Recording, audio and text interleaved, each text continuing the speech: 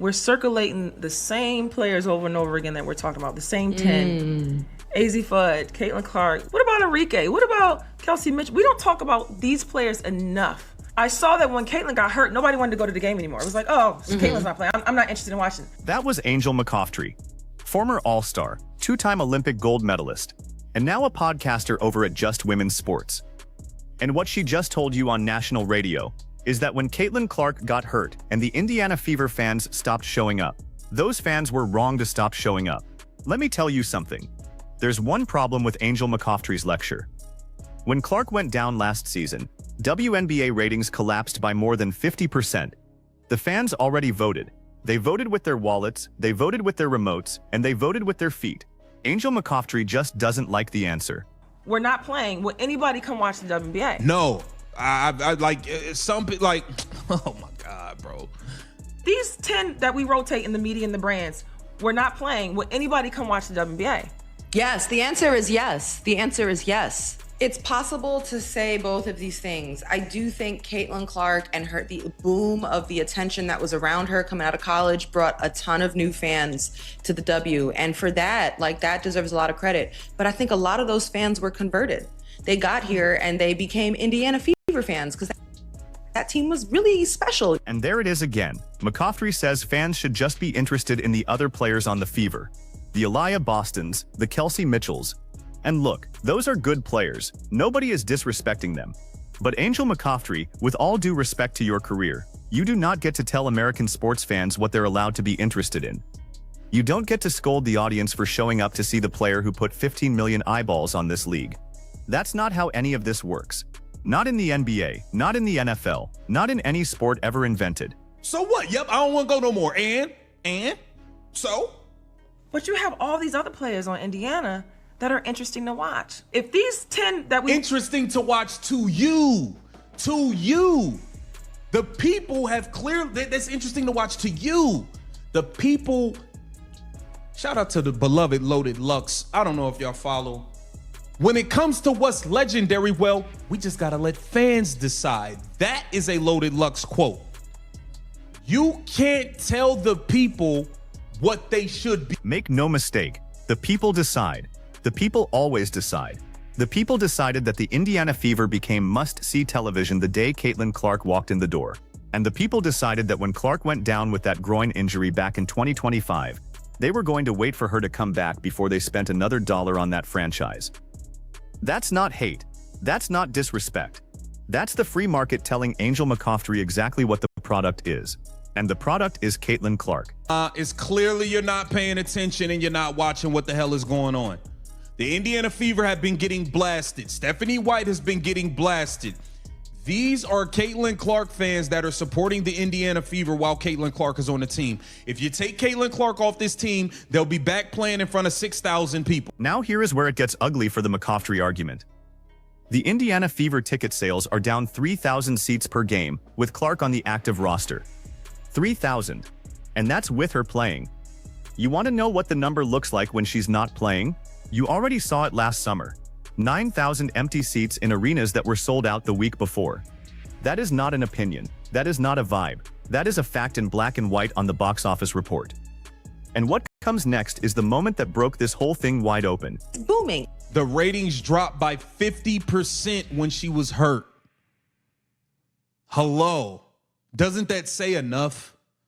Thousands of people no-showed the game when they found out she wasn't playing. Everything is up. It's definitely not only because of Caitlin Clark. There it is.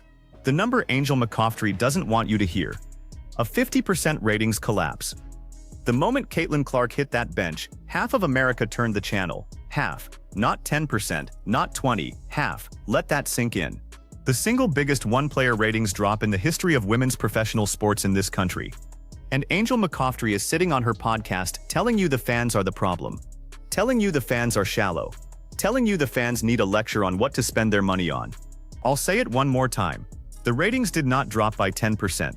They dropped by 50. That is the audience telling the WNBA exactly who they came to see. It's definitely not only because of Caitlin Clark. Yo, get the fuck out. Yo, these people are delusional.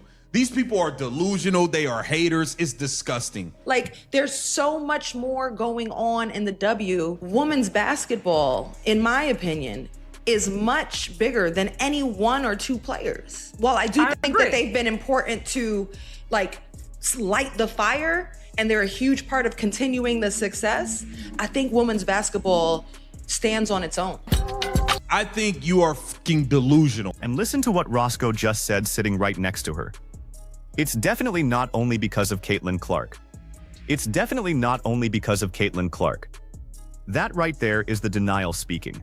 That is the old guard of the WNBA covering their ears and humming the national anthem because they cannot stand the idea that one white girl from Iowa carried this entire league on her back. That's the part they won't say out loud. But Clay Travis sure will. Roll the tape. Caitlin Clark. In every sport that is trying to maximize their audience, they feature the stars as often as they can. So what's going on in the WNBA? This graphic went out to promote the Indiana Fever. The Indiana Fever's best player is Caitlin Clark. She is by far the most watched WNBA star. I don't even know who the woman is in the Indiana Fever jersey. People tell me that she is a off-the-bench player that averages 1 point and 1 rebound per game. Why does the WNBA seem so intent to refuse to acknowledge that Caitlin Clark is the star who has lifted a rising tide that has lifted all boats in the WNBA? Clay Travis, founder of Outkick, national radio host, and he just said in 20 seconds what the rest of the sports media has been afraid to say for 2 years. Every league on earth promotes its biggest star. The NBA promotes LeBron James. The NFL promotes Patrick Mahomes. Major League Baseball promotes Shohei Ohtani.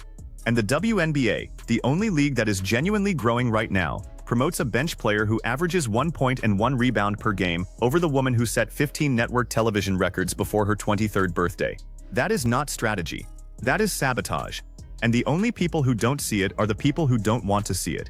The only thing I can possibly come to is they don't want to promote a white player who also happens to be heterosexual. That's lunacy. I don't care what race you... And there's the third rail. Clay Travis just said the quiet part out loud. The reason the WNBA establishment will not embrace Caitlin Clark has nothing to do with basketball. It has nothing to do with her game. It has nothing to do with her stats. It has to do with identity politics that the league office in New York would rather protect than the future of the entire sport. And here is the thing. Most American sports fans do not care about any of that. They want to know one thing. Is the player good? Is she fun to watch? Does she make me want to spend my Tuesday night in front of the television? Because the real story isn't just what happened on Angel McCoughtry's podcast this week. It's what this means for everything coming next. About his excellence. Caitlin Clark is the straw that stirs the WNBA drink. The WNBA's refusal to embrace her is a huge flaw for the league, and it illustrates that identity politics, unfortunately, matter more than excellence in the WNBA. Caitlin Clark is the straw that stirs the WNBA drink. Mark it down. That's the headline. That is the entire conversation in 11 words. And this isn't the first time the basketball establishment tried to bury a generational talent. Go back and look at the history. Back in 1997, when Cynthia Cooper carried the Houston Comets to 4 straight championships, the rest of the league spent more time complaining about her than promoting her. Back in 2008, when Candace Parker arrived as a rookie out of Tennessee, she had to fight the same battles. Back in the 70s, Julius Erving was told he was too flashy. In the 80s, Magic Johnson was told he smiled too much. In the 90s, Michael Jordan was told he was too aggressive. Every single time a player threatens the existing power structure, the establishment closes ranks. We saw it then. We are watching it happen again right now in real time with Caitlin Clark. See, y'all think everybody's Fever fit. No. People are rooting for the Fever because they love Caitlin Clark. Don't get it twisted and think people gonna be out here Indiana fevered out while Caitlin Clark's on the damn New York Liberty or something. No, or the LA Spark. No, they're gonna go wherever she goes. And it's not just Clay Travis saying this. Listen to the chorus. Sue Bird, the greatest point guard in WNBA history, has been on her podcast for months praising what Clark has done for this league. Rebecca Lobo on ESPN has been begging the league office to lean into Clark instead of running from her. Diana Taurasi, after years of saying reality was coming for Clark, finally admitted she was wrong about her. When the all-time greats are publicly defending the rookie against her own coaches, her own commissioner, and her own former All-Stars, that tells you everything you need to know about where Angel McCoughtry's argument stands. It stands alone. And here's the one thing nobody is talking about. The biggest consequence of all is still coming. Man, all of this stuff this girl has had to endure since she stepped foot in this league is nonsense, man. And to have old guard people like Angel McCoughtry and them talking like that, trying to make it seem like it's like one big pity party for the WNBA. It's an all-inclusive resort. Hey, it's all-inclusive. It's all of us, right? No, it's not, bro. No, it's not. Now let me give you the four-angle picture of what Angel McCoughtry actually did this week. From the league office angle, she handed Kathy Engelbert a public relations disaster in the middle of contract negotiations. From the Fever front office angle, she just gave every disgruntled season ticket holder in Indianapolis one more reason to walk away. From the locker room angle, she planted the idea that Clark's teammates are unworthy of fan support. And from the player angle, she just told every young girl in America watching the WNBA that the league's own former stars resent the player who put their league on the map. Same problem, 4 layers of damage, 1 podcast appearance, and many of you in the comments saw this exact pattern coming for months. You called it on Angel Reese, you called it on Stephanie White, you called it on the league office, and tonight you got proven right again. For you to tell Indiana, to tell fans that they gotta go somewhere still. If Target don't have the product, damn it, I don't gotta go to the store just to go if they don't have what I want. I don't have to go. It's crazy, man. Get down in the comments. Let me know what y'all think. This Keep the Vision. Make sure you... So here is where I'll leave you. When the ratings collapsed by more than half the moment Caitlin Clark hit the bench, the league had its answer. When ticket sales dropped 3,000 seats per game in Indianapolis, the front office had its answer. When the audience walked away in real numbers, in real time, with real money, the audience gave its answer. Angel McCoughtry can lecture American sports fans on her podcast all she wants. She can tell us we're shallow. She can tell us we don't appreciate the rest of the roster. She can tell us we ought to be interested in players we are not interested in.